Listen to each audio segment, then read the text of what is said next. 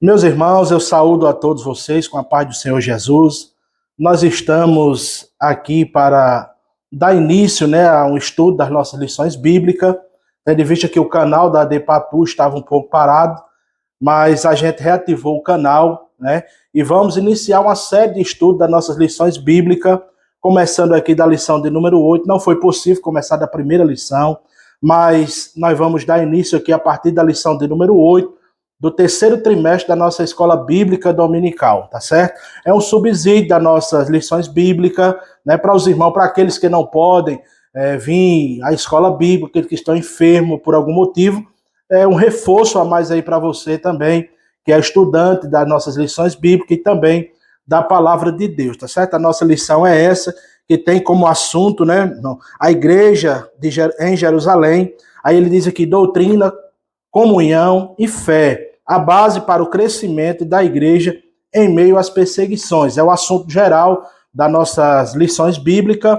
E hoje nós vamos estudar a lição de número 8, um assunto aqui resumido da nossa lição, mas nós vamos dar início a essa lição que tem como assunto uma igreja que enfrenta os desafios, ou seja, os problemas, Então, desde já inicio aqui a nossa lição, que ela tem 3 objetivos muito importante, é analisar, o primeiro, a natureza cultural e social dos conflitos enfrentados pela igreja primitiva e a sua relevância para a igreja atual. O segundo subponto, ele fala que, para explicar a importância da organização e da distribuição de funções dentro da igreja para equilibrar as responsabilidades espirituais e sociais.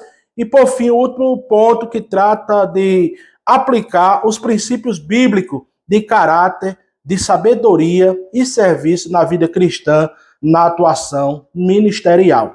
Então, meus irmãos, esses os pontos objetivos da nossa lição que devemos atingir, e nós vamos aqui fazer um resumo, dentro da lição, para todos vocês e que desejam estudar juntamente conosco. Sairá o vídeo toda sexta-feira, no nosso canal Adepatu. Você que não é inscrito, corra lá, se inscreva, e toda semana você terá um subsídio das nossas lições bíblicas para a glória de Deus, tá certo? Meu nome é Francisco Soares, eu sou auxiliar de trabalho aqui na igreja, na Assembleia de Deus em Patu, e também estou superintendente da escola bíblica aqui na igreja em Patu, tá certo? Então, a introdução da nossa lição, ela diz que nessa lição nós vamos explorar, a diaconia bíblica no ministério da igreja primitiva. Então, nós vamos ver sobre a instituição do diaconato na igreja primitiva.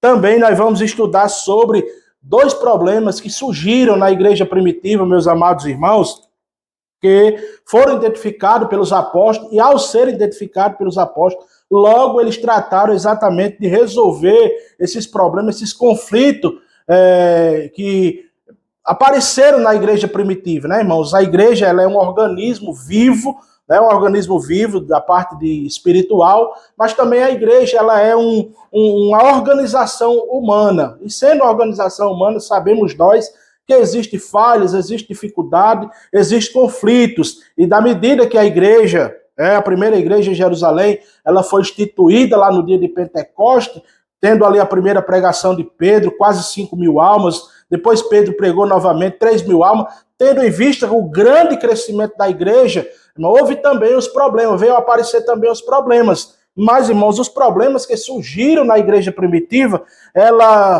nós vamos estudar acerca de 2 aqui, um cultural e outro social, e você vai ver exatamente que eles não fugiram dos problemas, mas de imediato eles procuraram resolver esse problema. Então, o primeiro ponto aqui da nossa lição, ele trata da identificação dos conflitos. O conflito de natureza cultural é o primeiro subponto. Então, Lucas cita um conflito entre os gregos e os hebreus. A referência neste texto aos gregos está relacionada aos judeus helenistas, isto é, o que havia migrado para outros países. Por conta disso, falavam somente de língua grega. Então, veja, meus irmãos, o primeiro conflito identificado aqui pela igreja primitiva é o conflito cultural, ou seja, ele chama aqui de hebreus, ou de judeus helenistas, ou de gregos, aqueles irmãos que, porventura, saíram para outros países, até mesmo no dia de Pentecostes havia ali 120 nações e aquele povo se espalharam pelo mundo todo. E depois esse povo voltaram, irmãos, algum deles, né? Então eles, por passarem muito tempo no mundo aí, então eles desaprenderam, vamos dizer assim, a língua hebraica, o aramaico, que era geralmente falado pela igreja primitiva. Então eles falavam gregos, né? Então por isso aqui a referência ao grego, eram esses judeus helenistas que se distanciaram do seu povo e agora voltaram e eles já não se comunicavam mais no hebraico, nem no aramaico, por ter passado tanto tempo fora, né, da sua comunidade de origem. E também, meus irmãos, os hebreus eram os judeus exatamente originários, aqueles que permaneciam ali na igreja. Então ele diz que havia, portanto, uma barreira de natureza cultural por conta da língua. Essa barreira cultural trouxe um conflito de relacionamento entre os crentes da igreja, entre os crentes da primeira igreja. Isso fez com que entre os crentes, ou melhor, entre os apóstolos, logo após tomarem conhecimento do problema, buscasse uma solução. Eles não podiam deixar a igreja de Jerusalém se desintegrar por conta de barreira de natureza cultural. A unidade da igreja não pode ser ameaçada por conflito de qualquer natureza. Seja ele, irmãos, o conflito racial, seja ele o conflito cultural, seja ele o conflito social, seja ele lá qual for. A igreja de Jesus Cristo, meus irmãos, ela não pode ser prejudicada por causa de qualquer que seja o conflito. E os apóstolos, sabendo disso, dessa dificuldade, desse conflito que havia dentro da igreja primitiva, logo eles trataram exatamente de resolver esse problema, irmãos. E os apóstolos, é interessante frisar aqui, irmãos, que existem muitos movimentos hoje que eles fogem dos problemas, bota a culpa em A, bota a culpa em B, mas os apóstolos não. Logo que souberam exatamente desse problema, eles logo procuraram a solução para resolver. Para quê? Para que não prejudicasse o andamento da obra de Deus. Veja que, irmãos, eles tinham tudo em comum, não havia ali, por exemplo, se houve esse problema de conflito cultural, logo que eles chegaram ali, irmãos, eles procuraram resolver esse problema, por quê? Quando se criou essa igreja de Jerusalém, lá em Atos capítulo 2, você via que lá não havia distinção de natureza, de raça, de nada. Era um povo só, né? Irmãos, parecia que estava se cumprindo. O Paulo escreveu mais tarde dizendo que eles tinham tudo em comum. Eles não atentavam propriamente para o que era seu, mas cada um atentava propriamente para o que era do outro. Então eles tinham tudo em comum. E houve exatamente por conta do crescimento, né, desse povo que se espalhou e depois voltou, houve exatamente esse conflito, mas os apóstolos não fugiram do problema e logo tentaram resolver, ou melhor, resolver o problema, tá certo? Então é isso que a igreja ela deve fazer, a modelo da igreja de Jerusalém. Quando surgir um problema dentro da igreja, não passar a mão por cima, não encobrir, não fugir do problema, não tentar amenizar, mas resolver o problema, tá certo, irmão? Para que não haja problema mais tarde. Problema não resolvido traz problemas muito maiores, tá certo? Então eles não deixaram que esse problema se instaurasse no meio da igreja. O segundo subponto aqui, meus queridos irmãos, ele está falando aqui exatamente do conflito de natureza social que houve exatamente ali, meus irmãos, na igreja primitiva. Que conflito era esse? Exatamente, irmãos, as viúvas, né? Paulo, ou melhor, Lucas, trata lá no capítulo 6 do livro de Atos, as viúvas dos gregos que estavam ali no meio do povo. Já havia o conflito de natureza cultural, então havia aqui o conflito social das viúvas desses gregos, de não estar sendo assistida, ou seja, no cotidiano, na distribuição do que tange o alimento, do que tange a ajuda financeira para aquelas pessoas. Então houve ali uma murmuração, diz a Bíblia Sagrada, que houve uma murmuração por parte daquele povo. Também os apóstolos não fugiram desse problema e imediatamente eles tratam de resolver esse problema também. Nós vamos ver no ponto a seguir exatamente sobre esse problema. Então ele diz que Lucas explica que em razão daquela diferença cultural que havia, que nós já falamos aqui no primeiro ponto, subponto, as suas viúvas eram o quê? Desprezadas, no ministério cotidiano. Aqui fica evidente a natureza social do problema. As viúvas de fala grega estavam sendo o quê? Negligenciadas na distribuição diária. O conflito, ele se instaurou. e precisava de quê? De não fugir, não de alguém fugir, mas precisava de solução. Então fica em evidência que a igreja ela não é só um organismo, ela também é uma organização. E ela tem a sua esfera espiritual, mas também social. E é interessante, meus irmãos, que quando fala aqui que a igreja é um organismo vivo, logo a gente vê no meio da gente muitos irmãos, ou muitas pessoas, irmãos, aí em movimentos que a gente vê aí, espiritualizando todo tipo de movimento, sendo que ele não vai exatamente, irmãos, na raiz do problema, mas eles tentam encobrir. Por exemplo, irmãos, você vê movimentos por aí que quando dizem que o irmão está passando uma dificuldade, que o irmão é pobre, que o irmão está doente, logo bota a culpa de quem? Do irmão que está sem fé e também diz que é culpa do diabo. Ora, meu irmão, a igreja ela tem o seu conflito espiritual, meus irmãos, mas esse problema que surgiu na igreja primitiva, das viúvas não estar sendo assistida na sua distribuição diária, não tinha nada que ver, nem era culpa do diabo, irmãos, nem era coisa espiritual, era coisa social. Tendo em vista que a demanda do crescimento da igreja era grande, houve exatamente essa murmuração, houve essa dificuldade, houve esse problema, não tinha nada que ver, meu irmão, de espiritualizar. Porque tem gente, se o irmão está passando fome, diz é o diabo. Se a pessoa tá doente, está com falta de fé, né?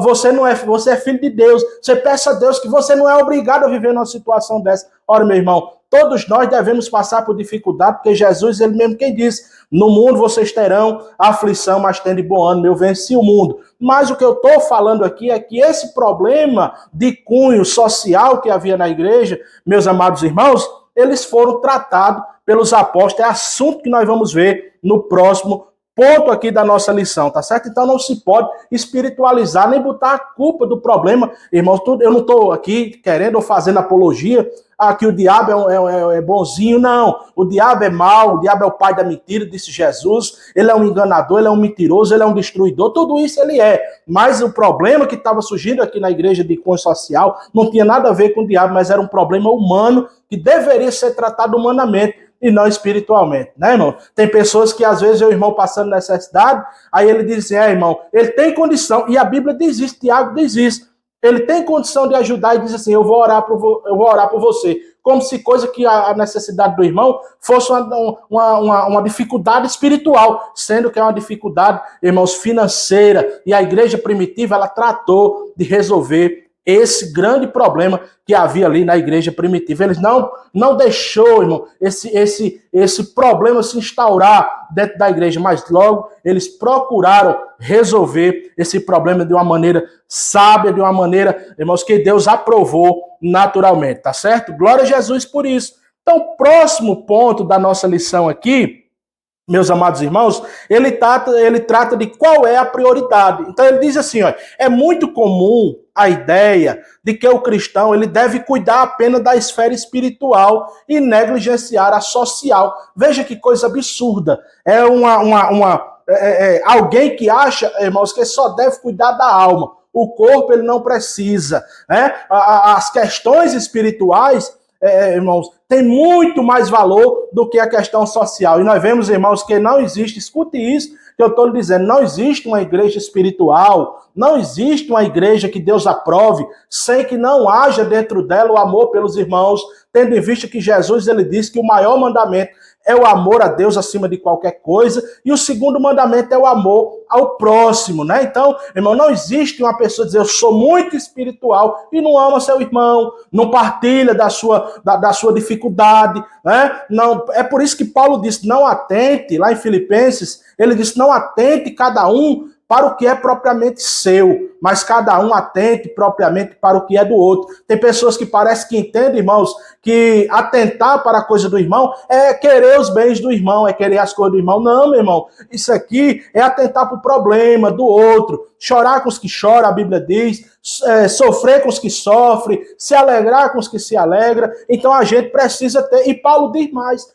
que haja em vós o mesmo sentimento que houve também em Cristo Jesus. Que sentimento era esse? Era um sentimento, veja que quando Jesus encontrava, meus amados irmãos, alguém com dificuldade, a Bíblia diz que ele movia-se de íntima compaixão. Ou seja, ele se colocava no lugar de outro, ele sentia a dor do seu irmão e logo resolvia o problema. Mas tem pessoas que quando vê, irmãos, pessoas sofrendo, logo quer colocar a culpa no diabo, logo quer dizer que o irmão está em pecado, está na dificuldade. Não, meu irmão, não é bem por aí não. O problema que havia na igreja primitiva, irmãos, era um problema de cunho social e não existe isso de prioridade. Ah, eu priorizo o espiritual e o material. Não, isso aí eu deixo para depois. Não, meu irmão, a igreja ela caminha junto, tanto no seu espiritual, tanto na pregação. Veja que os apóstolos eles disseram isso, né? Quando surgiu a murmuração, ele disse, não é bom que nós deixemos aqui o quê? O ministério da palavra e da oração. Mas não parou por aí. Ele disse, agora mas nós vamos resolver o problema. Nós não vamos deixar o problema dessa forma. E logo eles trataram de resolver o problema na instituição dos diáconos. É o que nós vamos ver aqui no próximo ponto da lição, tá certo? O segundo ponto, meus queridos irmãos, da nossa lição aqui, nós vimos o primeiro ponto que tratou da identificação dos conflitos, que nós vimos aqui quais foram, o conflito de ordem cultural, né, e também o conflito de natureza social, né, e vimos também aqui qual é a prioridade. Qual é a prioridade que devemos adotar? É só espiritual? É só material? Não, não. É os dois, tanto o espiritual como o material, eles devem andar juntos. Não existe. Tiago, ele diz assim, irmão, mostre a sua fé, que eu mostre a sua fé sem as obras, que eu mostro a minha fé com as obras. Então, a fé e as obras de ajudar, de contribuir, de dividir, andam juntos, não se pode ser exatamente separado, tá certo? Então, nós vimos aqui a prioridade qual é, são os dois, né? Se você perguntasse a mim qual é mais importante, a asa direita ou a asa esquerda do avião, de um pássaro, o que é que você responderia se lhe fizesse essa pergunta? Você andaria num avião com a asa desmantelada? Você não andaria, então o importante é os dois. Tanto a asa esquerda como a direita, elas devem andar em concordância, devem andar junto, bem alinhado. Então, aqui na igreja primitiva, tanto o social como o cultural, eles andavam junto, e o material também, quebrando essas barreiras aí de distanciamento entre os irmãos, tá certo? Glória a Jesus. O segundo ponto da nossa missão aqui, da nossa lição, perdoe, fala da delegação de tarefas, né? Logo, irmãos, que surgiram esse problema, os apóstolos da igreja primitiva, eles trataram exatamente de delegar tarefas ou funções aos irmãos. Aí você vê o primeiro, ou vou dizer assim, a primeira consagração de diácono na igreja, é o que nós vamos ver aqui. O ministério da oração e da palavra era exatamente como se iniciou-se exatamente a igreja primitiva em Jerusalém, tá certo? Então ele diz que diante do conflito, os apóstolos perceberam que a parte da comunidade que estava sendo negligenciada, ela precisava ser o quê? Cuidada, né? Então, contudo, eles também perceberam que não poderiam resolver um problema criando outro. Então, qual era, irmãos? Logo que eles perceberam o problema de cunho social, né, na igreja,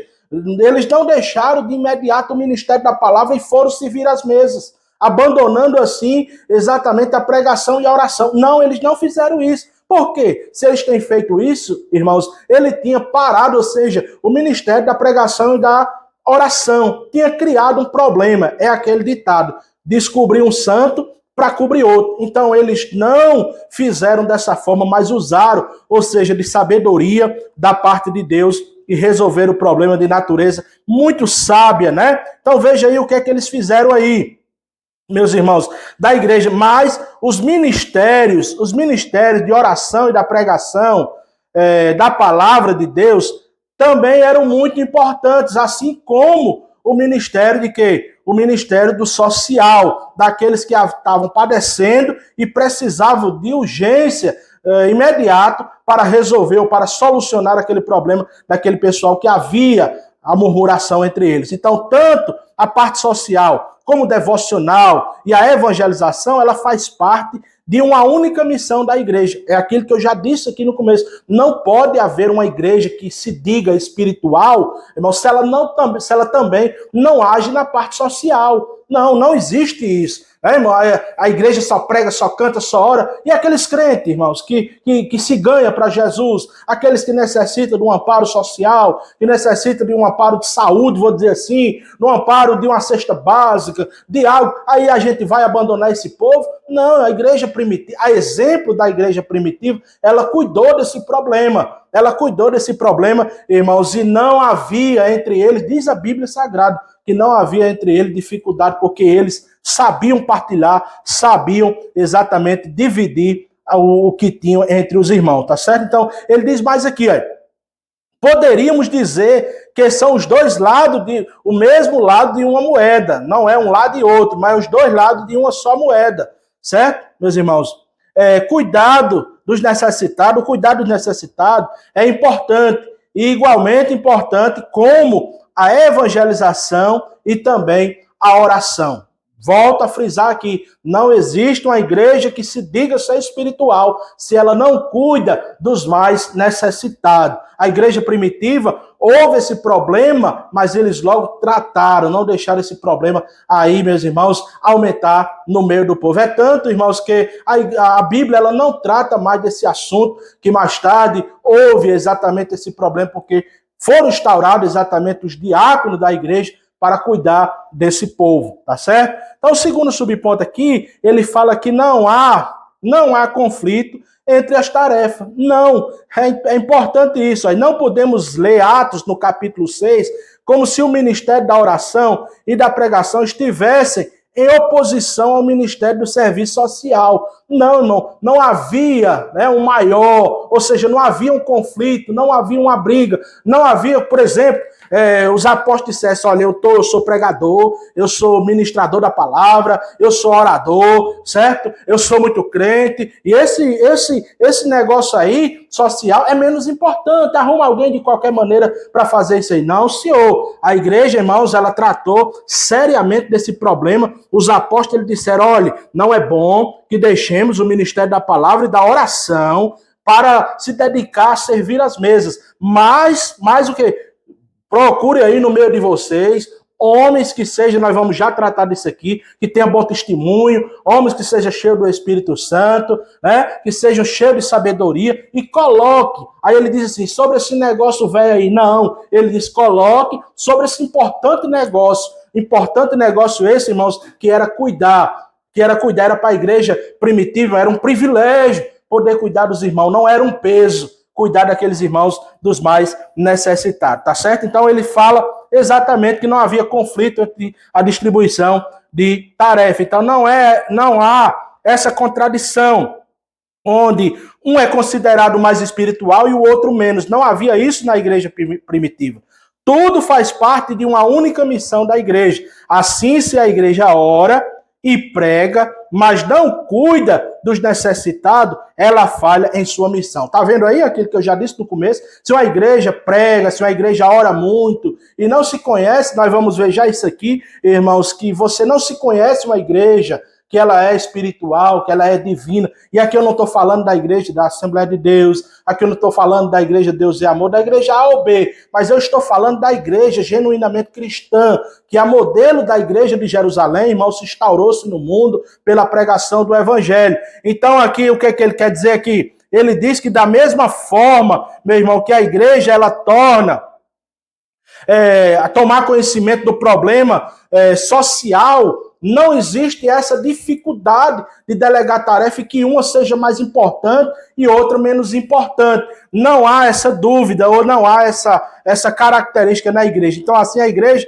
que ora e prega, irmãos, e negligencia o sustento daqueles mais necessitados, irmãos, ela falha com a sua missão. Não é uma igreja genuinamente cristã. Porque uma igreja genuinamente cristã, a modelo da igreja de Jerusalém, ela identifica o problema e ela procura resolver o problema com sabedoria e graça diante de Deus, tá certo? Então, por isso também, se não houver a pregação da mesma sorte, ela falha também. Não, irmão, a igreja é um centro social. Por aí existe muito centro social que distribui alimento, que distribui roupa, que distribui tudo, mas não tem um espiritual. Então é uma mera organização humana. Mas a igreja não, além dela ser uma organização humana, que ela cuida, que ela cuida das pessoas na comunidade, ela também é um organismo vivo, né? É porque ela é corpo de Cristo. Glória a Jesus por isso, meus irmãos. Então, o terceiro ponto, ou subponto aqui do segundo ponto da nossa lição, ele trata aqui da diaconia. Diaconia, irmão, não é uma diaconisa, é diaconia. A instituição que foi instituída lá em Atos, no capítulo 6, pelos apóstolos. Então, ele diz que ao parecer dos apóstolos foi que eles constituíssem pessoas, olha aqui, habilitadas sobre o que eles denominavam, né, de este importante negócio. E, portanto, é uma referência ao serviço ou à diaconia identificado no versículo 3. Como servir as mesas, né? A palavra diaconia, ela tem a ver mais com a função do que com a forma, né? Ela tem a ver mais, irmãos, com a função do que com a forma. Tem pessoas que acham, irmãos, que a função, que o cargo, né, ele é o essencial. Mas eu preciso dizer a você, meu querido diácono, meu querido obreiro, que o ministério, Paulo ele diz, irmão, lá em Timóteo, nós vamos já citar aqui, que quem deseja o episcopado, o ministério, deseja uma excelente obra. Mas eu quero dizer a você que a função, o cargo, ele tem uma mulher, é o cargo, é a carga, né? Então, o camarada que deseja o ministério, ele também precisa levar a carga desse ministério. Ele precisa entender a sua função. Irmãos, e para isso, eu cito aqui os irmãos que já são diáconos, né? Que almeja o santo ministério do diaconato, irmãos, existe até na CPAD o manual do diácono. Você que deseja, né, tem pessoas que é consagrado, mas não sabe o significado do que é ser diácono, não sabe o que é fazer nada, né? Eu fui consagrado, mas eu não sei o que é para fazer. Então, eu aconselho o amado irmão a adquirir esse manual do diácono que tem pela CPAD, tá certo? Então, meus irmãos, ele diz aqui que aparecer dos apóstolos, irmão, constitui pessoas habilitadas para esse importante negócio, para servir as mesas, né? E ele diz mais, assim, em Atos 6, o que está mais em destaque é a função, olha aí, irmãos, é a carga exercida pelos diáconos, pelos 7 diáconos, do que o cargo em si, tá certo? Ocupado por eles. O contexto favorece esse entendimento.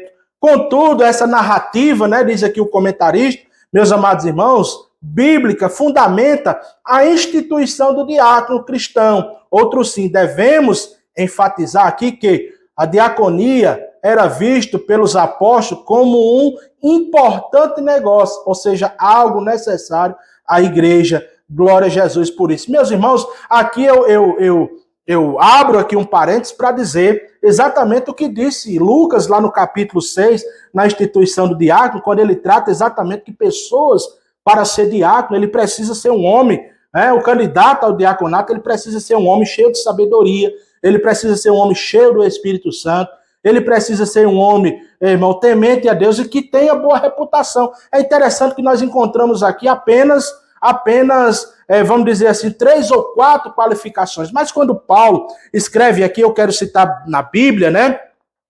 No capítulo 3 da primeira carta de Paulo a Timóteo, no versículo 8, ele diz assim, ó, da mesma sorte os diáconos, sejam o quê? Sejam honestos, não de língua dobre. Sabe o que é de língua dobre? Uma pessoa falsa. O candidato ao santo ministério do diaconato, ele não pode ser um falso. Ele não pode ser aquela pessoa de 2 caras. Na sua frente é uma coisa, por trás ele é outra. Então ele não pode ser um camarada exatamente falso, irmãos. Certo? Não dado a muito vinho. Ele não pode ser também um alcoólatra.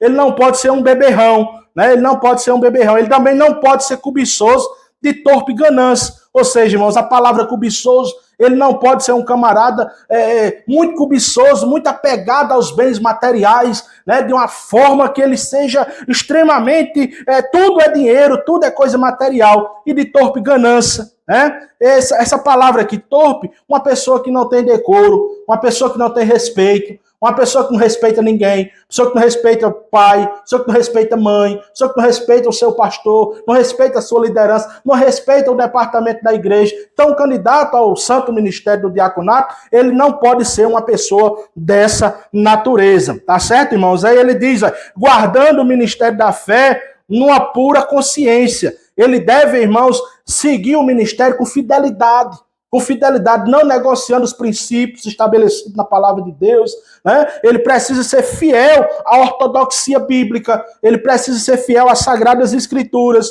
Então é isso que precisamos, não, para todos nós que almejamos o santo ministério do diaconato, né? Aí ele diz aqui no versículo 12, para fechar, ele diz, os diáconos sejam marido de uma só mulher. Olha, irmãos, o diácono, ele não pode ser um mulherengo. Ele não pode ser uma pessoa, irmãos, que diga palavras, até isso, ele não pode ser uma pessoa que diga palavras de duplo sentido, querendo dizer uma coisa e é outra, que não respeita as pessoas, não respeita as mulheres.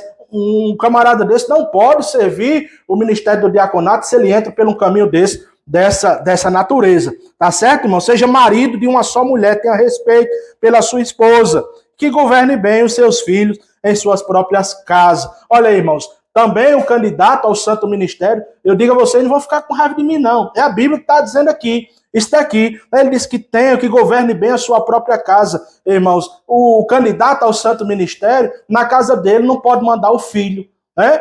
A última palavra na casa dele não pode ser do filho. O filho não pode se exaltar e falar mais alto e você baixar a guarda com ele. Tendo dito isso, eu não quero dizer que você seja na sua casa um carrasco, você seja na sua casa um ditador, mas que você tenha respeito, mas que você tenha moral. E isso, irmão, você não se adquire na sua casa, né, sujegando, não é espancando, não é maltratando, não é exigindo, não.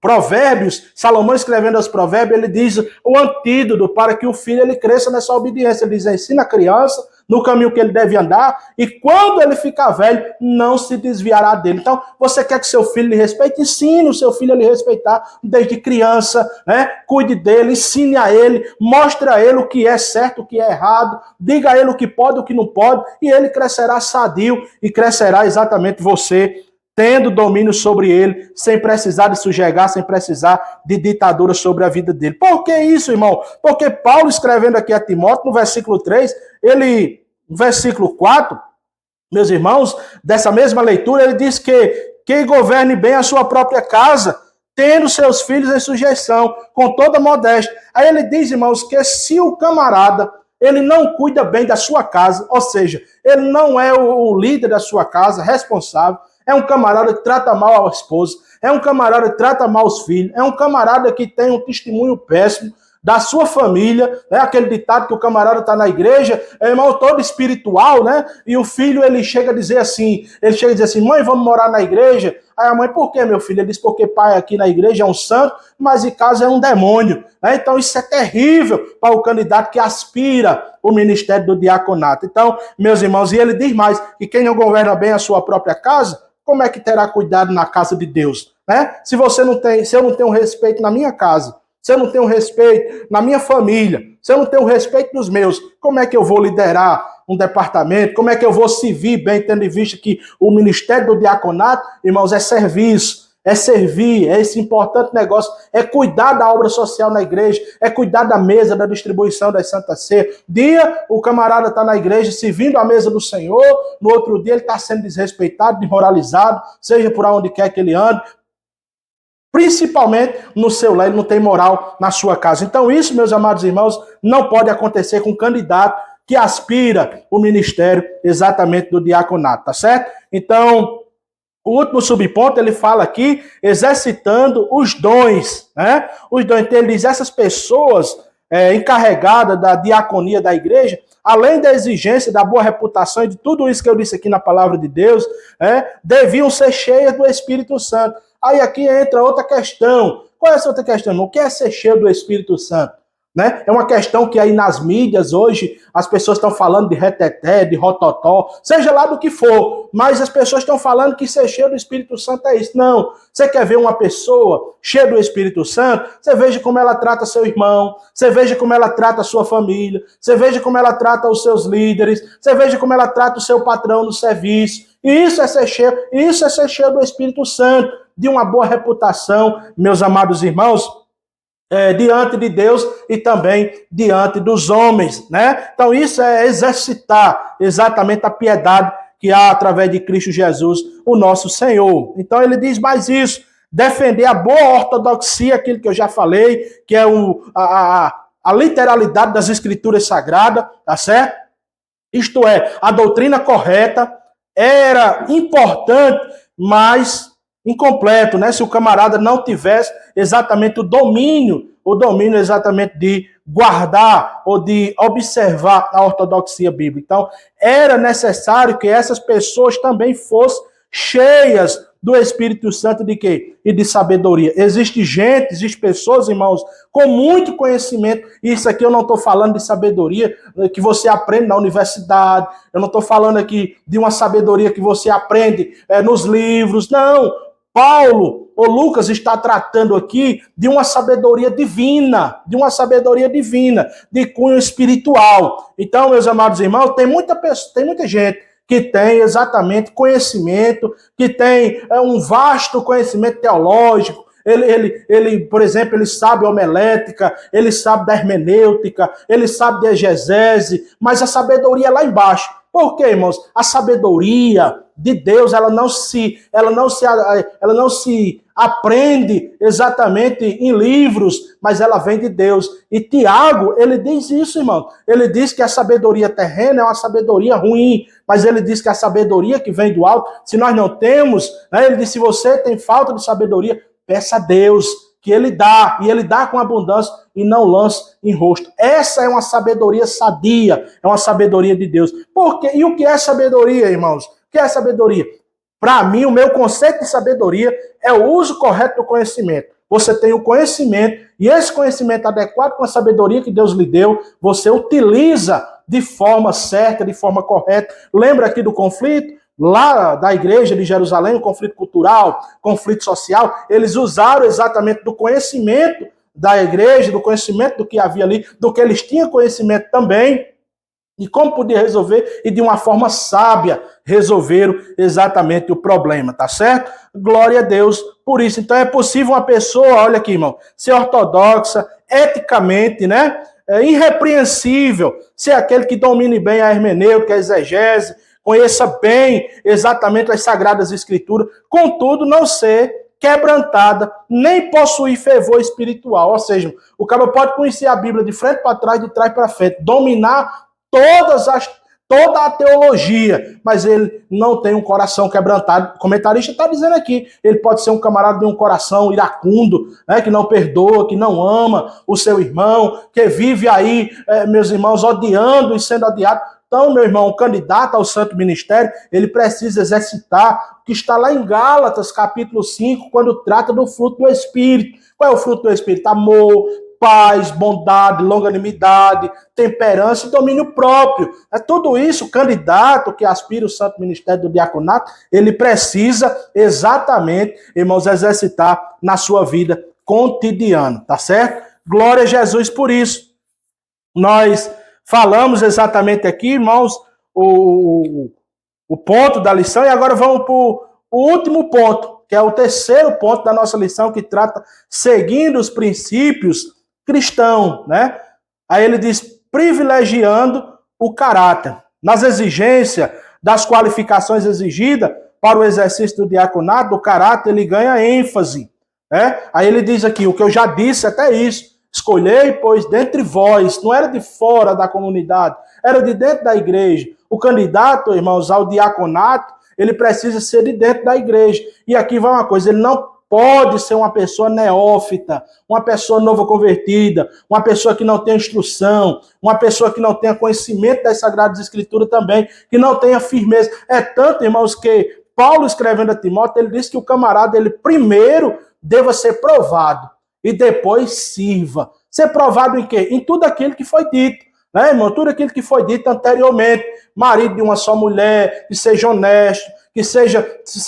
Aí tem uma grade de qualidades que o candidato ele deve atender para que seja exatamente consagrado ao santo ministério do diaconato. Então ele diz, escolhei, pois, irmãos, dentre vós, 7 varões de boa reputação, cheios do Espírito Santo, de sabedoria, os quais constituamos sobre esse importante negócio, aquele que iriam cuidar do importante negócio chamado as mesas, né? Ali das viúvas dos gregos que estavam ali exatamente murmurando pela falta do cuidado.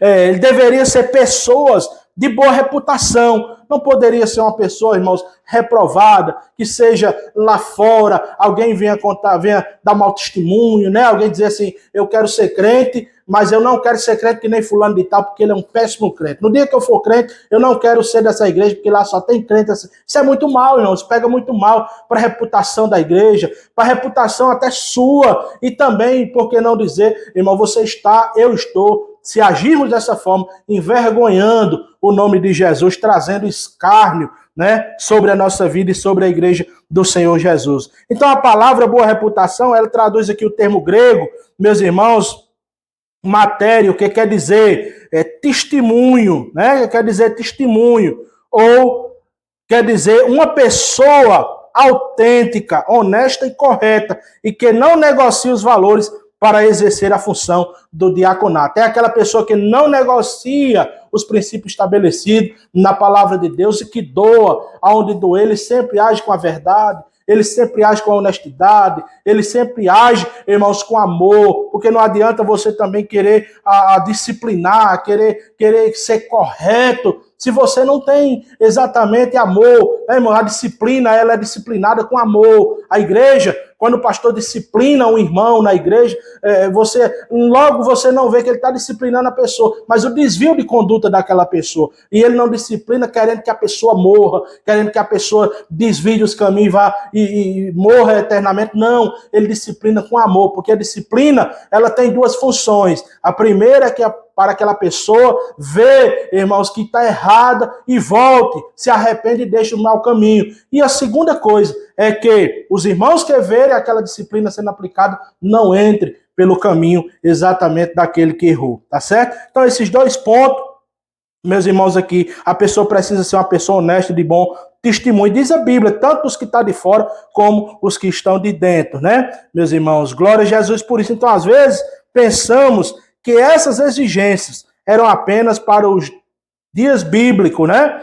O que, evidentemente, é um equívoco, né, irmãos? Alguém pensa que a exigência para o santo ministério do diaconato, irmãos, era só nos tempos bíblicos, mas hoje ainda, a palavra de Deus, ela não muda. O que está escrito aqui, irmãos, serviu lá na antiguidade, na primeira igreja primitiva, e serve até os dias de hoje.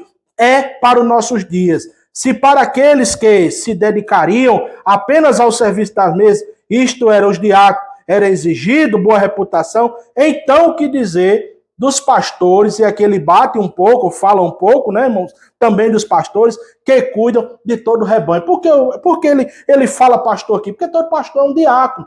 Todo pastor, uma palavra diácono, ele vem de servir, de serviço. Então todo pastor, ele já foi um diácono um dia e continua sendo que ele serve a igreja do Senhor.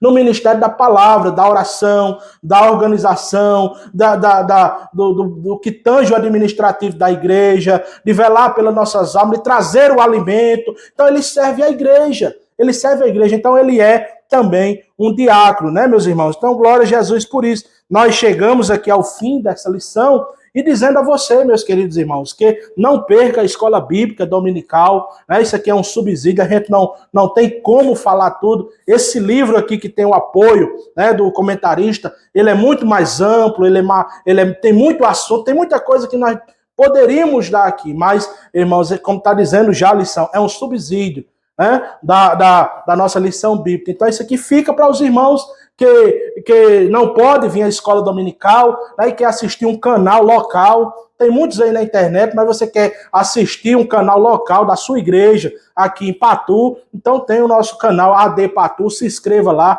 Toda sexta-feira, como já disse no começo, o nosso irmão Cláudio, a nossa irmã Aline estará botando no ar exatamente esses vídeos, né? Como muitos outros que vai ser aí divulgado também, meus irmãos. Mas você se inscreva lá no canal. Aqui não tem nenhum fim lucrativo. Aqui é para mostrar a você exatamente o que diz as Sagradas Escrituras, a palavra de Deus, para que você aprenda, que você cresça no conhecimento da palavra de Deus. Então, meus amados irmãos, que Deus em Cristo lhe abençoe e não deixe de assistir na nossa escola bíblica dominical, nem deixe de participar.